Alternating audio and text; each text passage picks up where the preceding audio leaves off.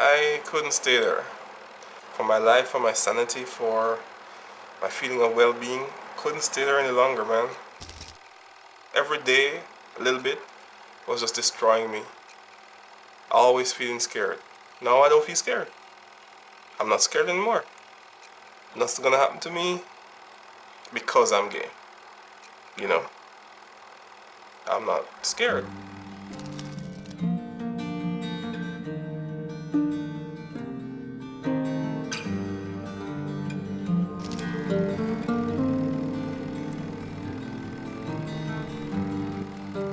To not fear that somebody else would just kill me if I don't pretend that I'm like everybody else.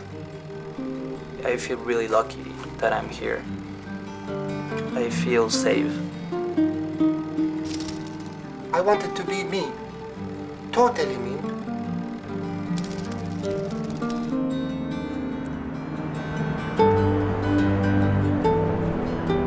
I've been in Canada for a little more than a year.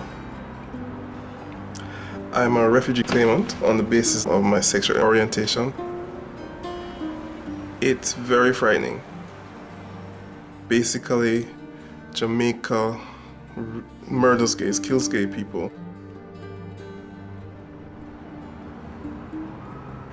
I'm from Brazil. I've been in Canada for 2 years. I decided to leave Brazil first because I believe my life was just stolen from me in Brazil. I was just born there. But I never felt like a Brazilian. I am from Jordan and I applied for refugee.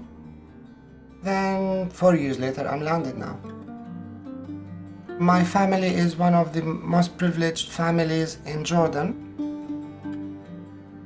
And the family thought that I was kind of artistic or kind of, because I was always spoiled. So, but my father knew. Well, I'm from Guadalajara, Mexico. My status is a refugee, and I'm still waiting for papers. I was perceived as a faggot, I guess. I mean, it was since pretty early age that I knew that I feel attractive to boys, but not with that definition, like, okay, I'm gay or I'm this. It wasn't an issue for me have feelings to another boy, but it was a big deal for me being disrespected by my family, by my relatives, and by the kids at school. If I were in Mexico, I wouldn't have the opportunity to have the life I have here. In Jordan, there are laws concerning homosexuals. However, there is no killing by the government, by law, but there is still the traditional honor killing by family and persecution by society. If somebody sees you on the street and they know that you're gay, and they call out, hey, that guy's a faggot, Mathew, man, a crowd can gather and they can beat you to death. I got beat up once and chased when I was 17. I met this guy in the park and we were just talking. And apparently people knew that he was gay. So one day when I was talking to him, 20 men came up to us and accused us of being gay, batty men, and said they're gonna beat us, so we better start running. So we both ran in different directions. I don't think I have ever been as scared as I was that day when those guys were chasing and hitting me with the sticks and the kicks and the hits. I can't even describe how it felt. I mean, it's like all these people just hate you so much they want to beat you. I went home and I told my parents what happened, and my mother said, so is it true? Are you feeling this way? So I said, kind of, I feel attracted, I'm attracted to men. Well, she said, probably this will make you change your mind, She wasn't concerned that these guys wanted to beat me up. she wasn't. She was quite. It was almost as she was like, "Oh well, you escaped with your life, but this should teach you a lesson," you know. My family as well, besides that they knew that I'm gay, they didn't want to know exactly what was going on. Like, it's something that, okay, we don't want to acknowledge it. It's your own thing, and hopefully time will pass and you will come straight, get married, have kids. I thought that my father will always support me because he saw me so many times when I was younger and still living in his house. He saw me so many times with men in my room. He just closed the door behind him. And why? Because at that time it was in his house. Nobody knew. And it was behind closed doors.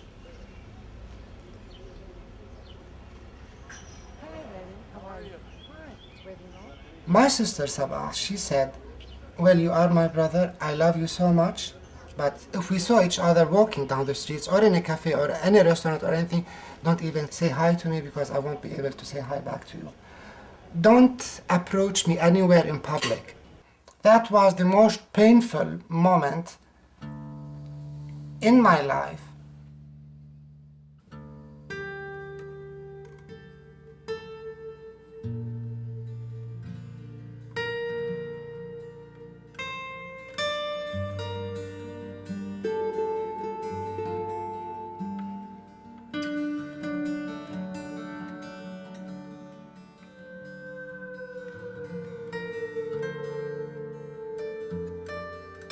I told a coworker that I'm gay, and she kind of stopped talking to me. People were not really wanting to work with me, so they fired me.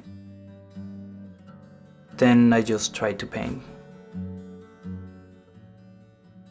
I started going to this class, and I met this guy, so we kind of started dating. He was also having troubles with his family, I guess. We started getting phone calls at home saying faggot or kind of death threat. I went over to his place, and a bunch of guys, around 8 guys, just came up to me, and they started beating me up. They hit me on like my face, my stomach, my legs. They threw me to the floor. They started yelling that someone wanted me dead, that like it was too much, that like I should stay away from this person. They say things like, we have a syringe with AIDS, so like gay people die of AIDS, so if we don't kill you by beating you up, you will die with AIDS or by AIDS.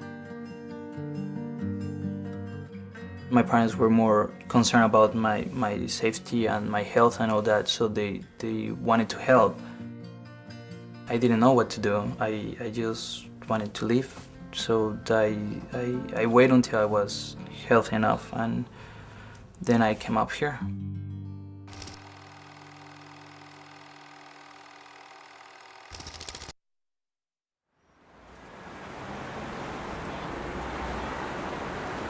Everybody knew that I walked differently, I dressed differently, and I acted differently. And people, I think, sensed that there was something wrong with me. According to our culture, there is something wrong. Maybe he's artistic, maybe people say I'm gay, which is something very shameful and something nobody talk about. But this is me. I always felt myself living without a mask, and I didn't know that coming out takes me to say that this one or that one was my lover. A friend of mine phoned me once. I met this guy whose name was Osama. He's perfect for you and stuff. When I went down and saw the guy, I knew it was love at first sight. A hunk, you might say. We spent the night. I think it was a match made in heaven, you might say. When he dropped me back at my house, I kissed Osama goodnight, and he went to his place. I have a brother, Hassan. He was waiting on top of the stairs. He asked me, who was that? What were you doing? What the heck, I said to myself. He saw everything, so what the heck, that's my lover. He pushed me down the stairs. Like when you do anything to shame the honor of the family, any member of the family can put a stop to this shame by killing the person who brought the shame. This is honor killing.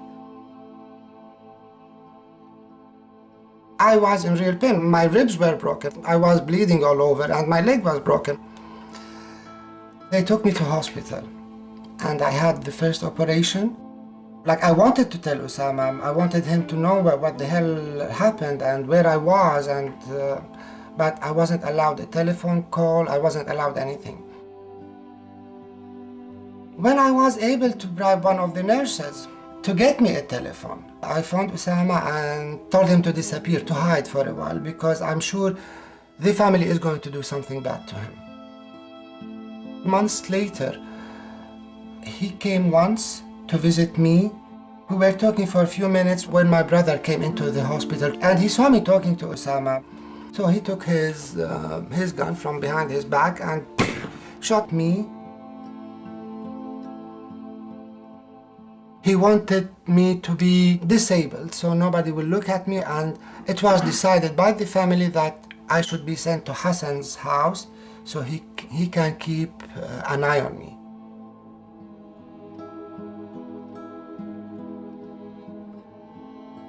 Every morning before he goes to work, he comes to my room, point the gun on my head and remind me all it takes is a bullet to be done with the whole matter, and nobody will say anything because it's an honor and it's a family thing. Osama was accused of homosexuality. There was no trial or anything. Father just phoned somebody went and picked Osama from his house, put him in prison. The only way for him to be set out of prison is for me to leave the country, because the cause of his imprisonment is not there anymore. I forgive, but I can never forget what happened.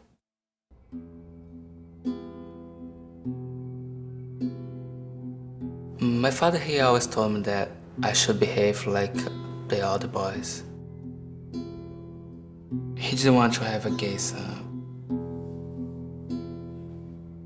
Okay, my whole entire life, my parents just complain about my voice and that I was too feminine.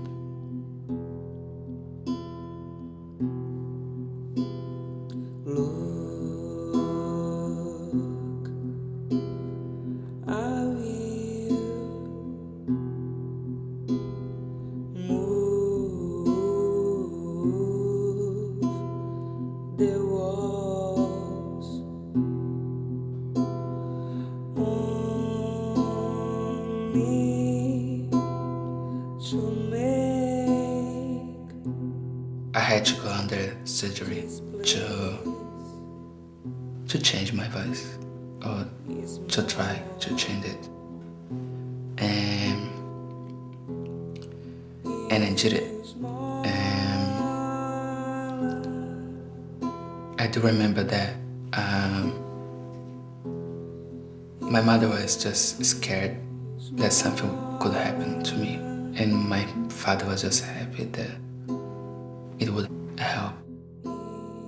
The doctor, the first time, she just said, you don't need to do it. That's what she told me. You don't need to do the operation.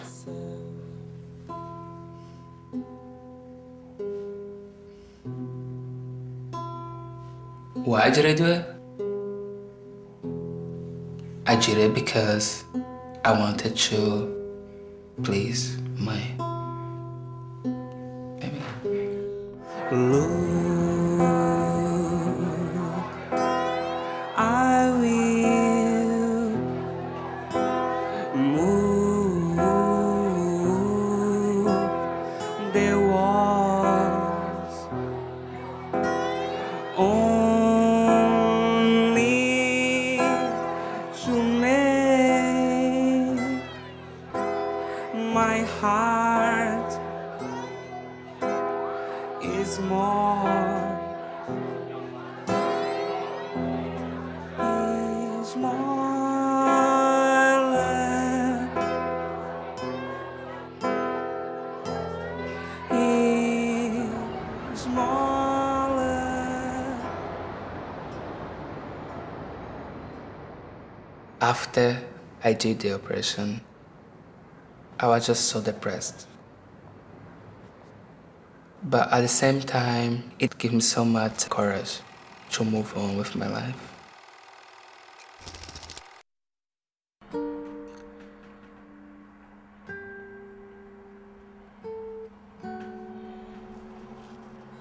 I don't think the general population of Jamaica thinks that gay people are human, because as far as they're concerned, to kill a gay man in Jamaica is a good thing.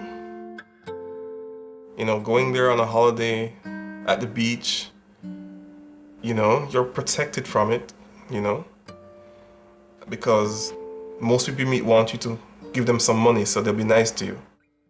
And they promote Puerto Vallarta as a gay destiny, and still it's just a small portion of the beach where you can actually go and be as crazy and flamboyant as you want, but go to the town and you will get people yelling at you. You will get the looks. Every day when I got up to go to work, I had to put on a brave face, because I knew that, you know, being out there, anything can possibly happen. Even when I was in my apartment, behind the grill, behind the security guard, I still felt scared, because, you know, you feel like, okay, if somebody doesn't like you, they can call the police and say, you know, gay activities are happening next door. The police can come, harass you, break in, haul you down to the station, you know, abuse you, beat you up. You're just never safe. The police are like everybody else in Jamaica. And they are especially brutal because they have power. Once I was in a gay bar with friends, and I remember the police came, they stopped the music, they turned on the lights, and they started picking out people, and they took them outside, randomly. It's like, you. They would more harass you if you filed a complaint about being harassed than help you out. Because it's just a gay man, and if a gay man dies, big deal. There's just one less batty man in the world. You trust the police to protect you. But in Brazil, it's like, you don't trust them. Not at all. I never trusted. And I don't know anybody that trusts the police in Brazil.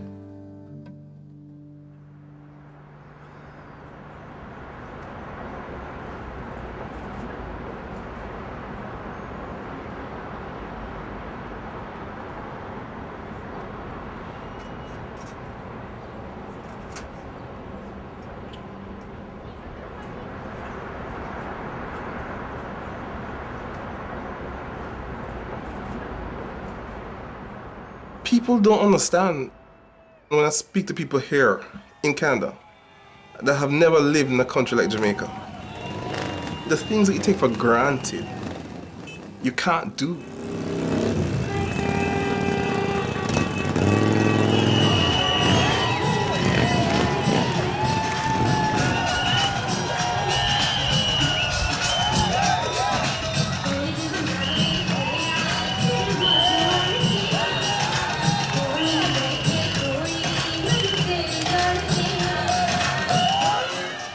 First time I heard about other countries that weren't so anti-gay was on television.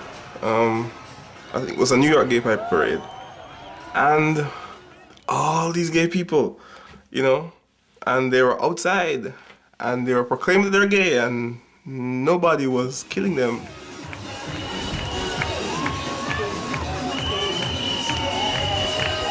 Jamaican music is very anti-gay. They constantly call for our destruction. Boom bye bye in a Batman head, means shoot them in their head. Every month is a new anti-gay song calling for our death. I remember I went out with my co-workers. It was a straight club, so we were dancing. I was dancing with this young lady. And the song Boom Bye Bye came on. And I could not dance it. I don't know if I outed myself that day, but it's almost like it just made me stiff and hurt. You know, I'm there having a good time, and then all of a sudden, this song comes on that says I should be dead.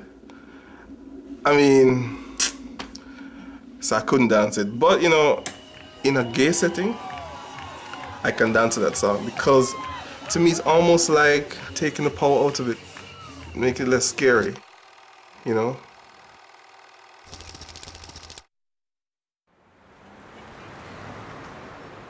Canada has one of the most progressive policies with respect to immigration law. The laws in the United States don't recognize same-sex relationships at all, not for immigration, not for any other purposes at the federal level. So a substantial part of my practice is devoted to assisting Americans to come to Canada. These are Americans either in relationships with Canadian citizens, or there are Americans who are living with non-Americans in the United States, and they come to Canada because that's the nearest jurisdiction where their relationship can get recognized. I was born in Philadelphia and grew up with a pretty nice family. Had a nice education, and my awareness of being gay was in San Francisco, which is a very highly political motivated city. This kind of changed when I had the fortune to meet the man who was to become my husband. The man that I did fall in love with was from Toronto, Canada. And I think probably what's in the eye of most Americans, the border is undefined. People go up there for summer, come down for winter, people go to work, people go to visit relatives. So it's kind of this vague, charted line on a paper, which really doesn't mean much in most people's minds. But it does when you're dealing with a same-sex relationship, especially after 9/11. And after 9/11, things tightened up. All of a sudden, border crossings became a lot more difficult, and the border guards were given a lot more, how would you say, power. I've seen Americans try very desperate measures in order to acquire status for their partners. I've seen marriages with siblings, for example, that kind of thing, and it never ends up as a happy story. Whatever tactic they try seems to fail. The original intention was to try and find a way of getting Remy to live with me in San Francisco. I had a home, I was involved with politics, so my life was well established.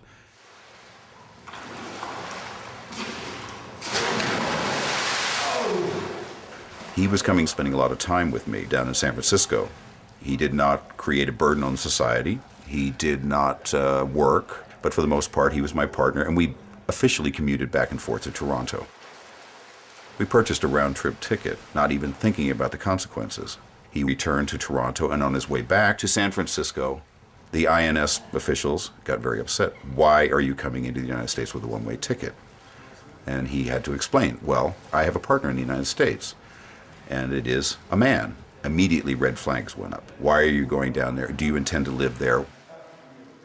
Crossing the border is really difficult because as soon as they pass my passport or license through their scanner, it goes beep, beep, red alert, and they pull me over to their holding cell where I can sit anywhere from 10 minutes to 2 hours waiting for them to come in and interrogate me. The reaction of the INS official was, you are living off of America. We don't want you here. At that time, we decided if we were going to stay together, I basically had the choice. Was I going to stay with my country and lose this person who I classify as my soulmate, or was I going to leave my country? And I chose to leave my country. So I sold my house, liquidated everything, put everything in storage, lifted myself up, and moved up to Toronto. Their only choice is really to uproot themselves, take themselves away from their work, from their family, from their homes, and come to another jurisdiction, to Canada, that will recognize their relationship. You know, I'm not Canadian, but I am American, but I'm not living in America, I'm living in Canada. I sit here between two different worlds trying to figure out, waiting for somebody to make a decision, waiting to hear the word from the Canadian government and hoping something doesn't happen in between. America is not a land of opportunity and equality for gay people. And the laws in the United States are a little bit scary, well, a lot scary. Basically, if you claim asylum, they can detain you indefinitely. And one of the reasons is because the Americans have expanded their detention powers in the United States. So if they catch somebody in the United States who can't explain their status, they have no status there, or they say that they're traveling to Canada to claim refugee status, they can be detained. You're dealing with border guards that have the right to figure that anybody who's coming into the country really wants to be there because this is quote unquote the land of opportunity in their eyes. The fear instilled in me was pretty similar to what I was feeling in Jamaica, where, you could be locked up, they could abuse you. With no right to see a lawyer, no right to let your family know, nobody can know where you are or anything. They have the right to do that. If one does something that they don't like, they can detain you for whatever reason, in the interest of national security.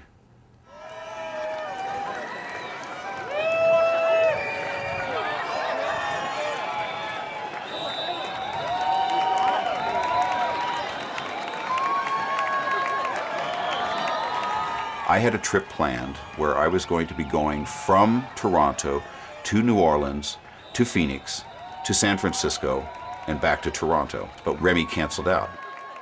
Well, New Orleans was a great party with friends during Mardi Gras. He would have loved to see it, he's never been there. Phoenix was to go visit my brother, and I had a brand new niece. He did not get to go down and see, they didn't get to meet him.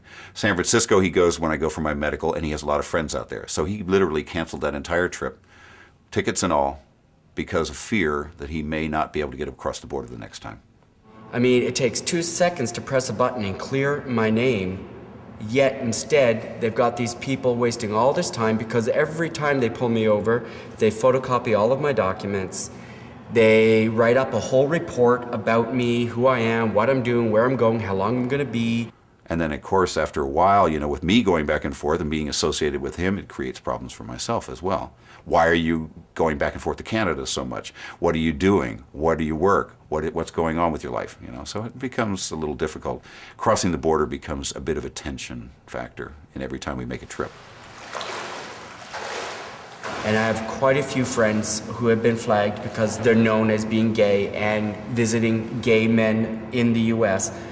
And they too have a horrible time crossing the border, and most of us just have given up.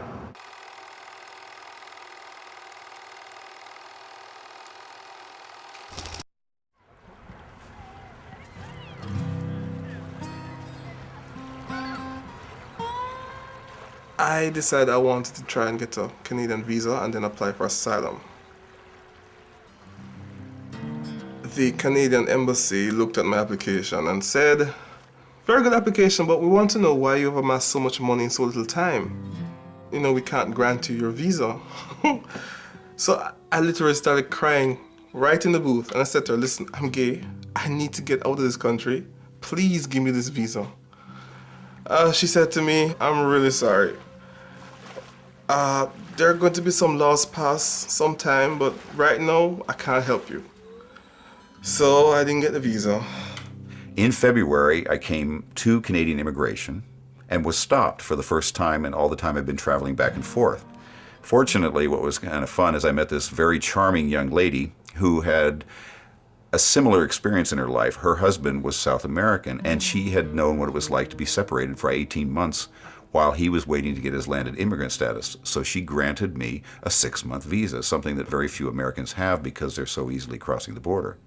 Just on the off chance, I applied for an American visa, and I got it. That's very lucky because in Jamaica, 500, 600 people apply for visas every day. 10 or 20 get it. So it's like one of those things that is so prized. If you have an American visa, it's like worth a lot of money. It's such a prized commodity. in France's case, if he had gone into the Canadian embassy in Kingston, Jamaica, and said, I'm a refugee, I fear living here, he wouldn't qualify simply because he's still residing in his country of origin. So he would need to go to another country, another Canadian office, and then launch his refugee claim there. So I contacted a lawyer and I asked him, is there any way I can get to Canada from the United States? And he said, yes, you can get there through Fort Erie or Detroit. He gave me a name of an organization that I had to register through.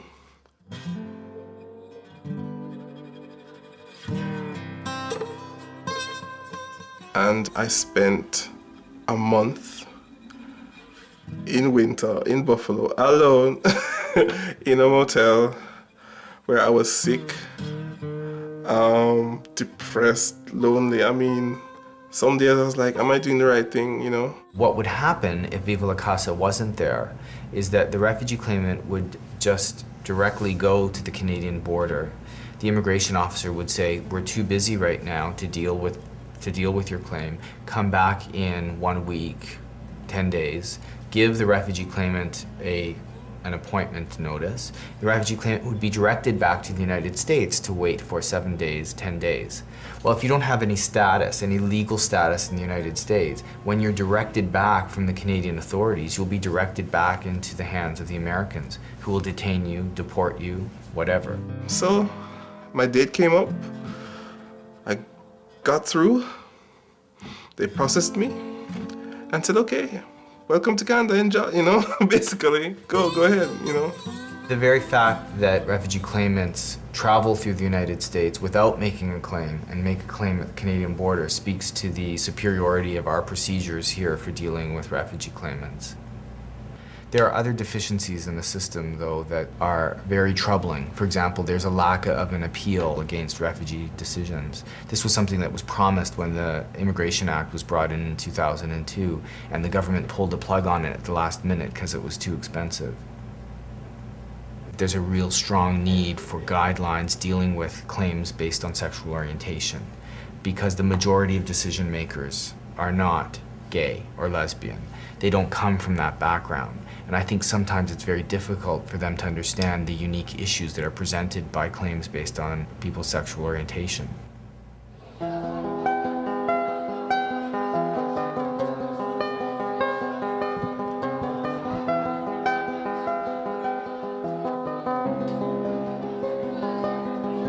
Alteio-me na cor, a força de quebranto. Estendo os braços de alma e num espasmo eu venço. Peneiro-me na sombra e nada me condenso. Agonias de luz eu vibro ainda em tanto.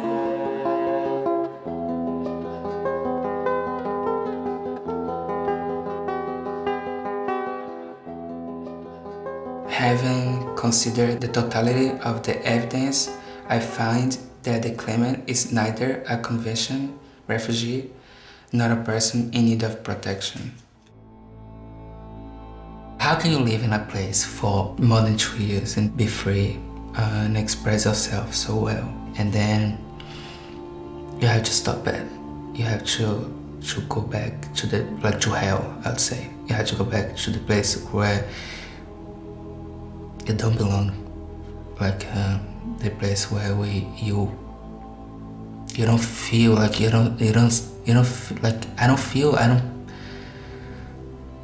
I'm not honest there, and it's all about being honest. I want to be honest to myself, and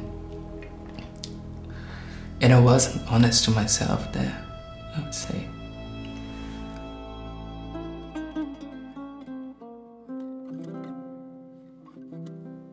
I'm afraid to go back to Mexico because I'm afraid to go back to the closet.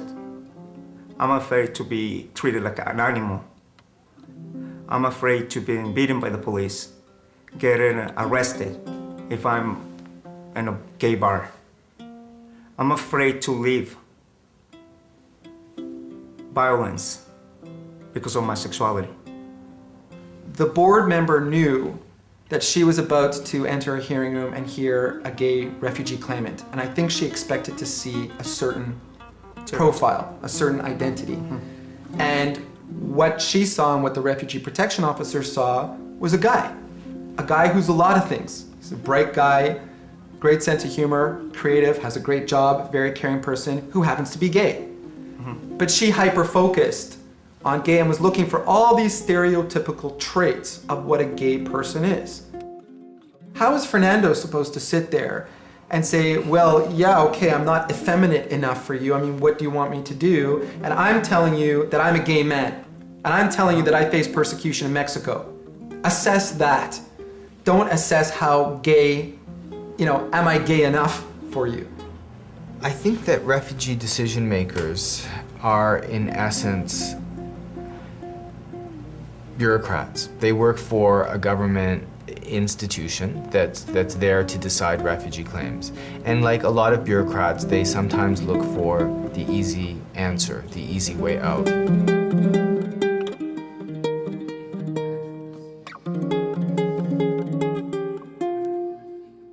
The main question here is, does he need to stay inside Canada and apply for permanent residence here, or can he go back to Mexico and use the Canadian Embassy in Mexico City and submit an application for permanent residence from abroad? If I go back to Brazil, I don't really want to think about it because I don't want to be there. I don't picture myself there anymore. But I would say that if I have to go back, I don't know if I'm going to be killed by somebody else on the street or if I'm going to kill myself. I don't know what's going to happen, but I can't sleep. Honestly, I can't sleep. Once you're refused refugee claimant, there are very few options that are open to you. You can apply to remain in Canada on humanitarian and compassionate grounds. So the chances are very slim once you get that negative refugee decision that you'll be allowed to stay in Canada. If there are so many people in the same situation, why allow people to start a dream or to have hope that they can have a normal life? The only reason that the government gave for not implementing the Refugee Appeal Division, this effective appeal mechanism, was that it would be too costly, too expensive. That is, that there were too many refugee claimants in the system to process through this appeal mechanism. Just because you're gay or whatever you are, you shouldn't be barred from that adequate protection. That's what's going on. A lot of people like to say, well, this is a gay thing, a gay thing. It's not just a gay thing, it's a human rights thing. I try to stay away from comparing types of persecution because if you're the victim of persecution, it's all the same and it's all equally serious. If you like gay people or you don't like gay people, we don't care. But you have to respect them. And you certainly can't go around beating the living daylights out of them.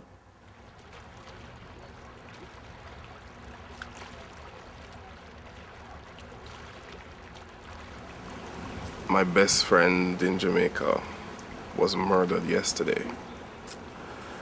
This person was the person that was instrumental for me coming to Canada. Just a really genuine, generous, loving, spiritual, wise person that was not afraid of anything. But they're trying to say it's a robbery. But you don't rob somebody and stab them 70 times. That's not, that there has to be another motivation.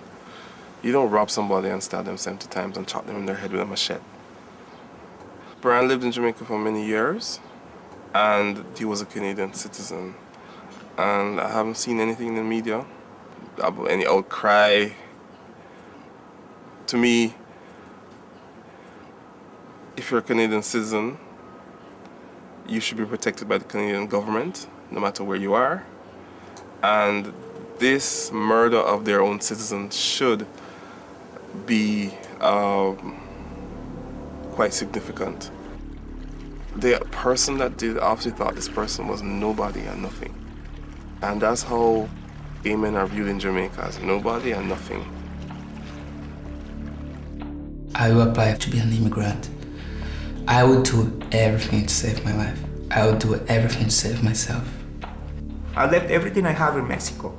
I left my job, I left my family, I left acquaintances, just in search of my freedom. I'm meant to be here. I belong to Toronto in that sense. I feel comfortable. I think that Toronto is my place to be. Yeah. Since my second day in Toronto, I started my life as an openly happy, unfrustrated gay man in Canada.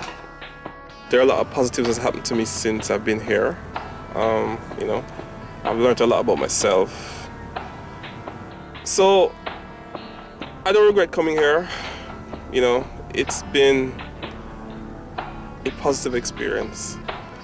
I can't emphasize more the difference in feeling. I feel safe. I feel protected. People think gay life is easy and all parties and all fun, but it's more agony, and we try to cover ourselves.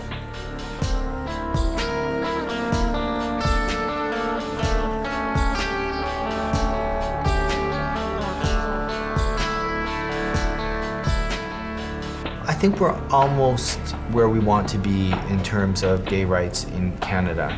I think that once we reach the point of equal marriage being applied consistently across the country, we're very close to where we want to be. I still believe in the system because I think this is Canada, this is not Mexico. That's good, because I think he believes in the system more than I do.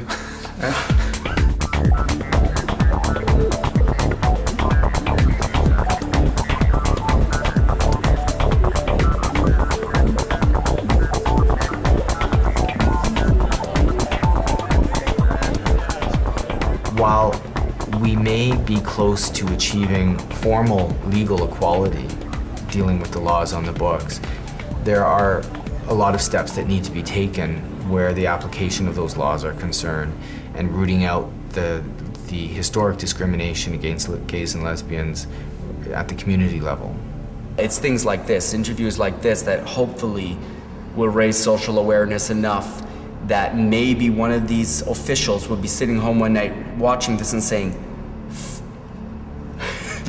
damn, we're really screwing up people's lives for no good reason. And maybe we'll start to make some changes.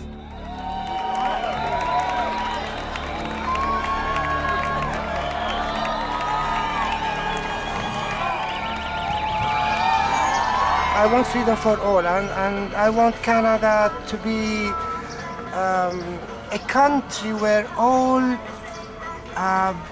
oppressed queers can hang out, can be and live safely and happily.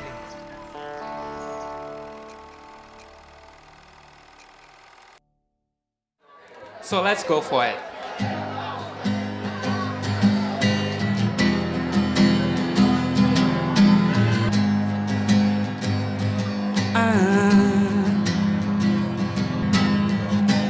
Entre por essa porta agora e diga que me adora. Você tem meia hora pra mudar a minha vida. Vem e vambora, que o que você demora é o que o tempo leva.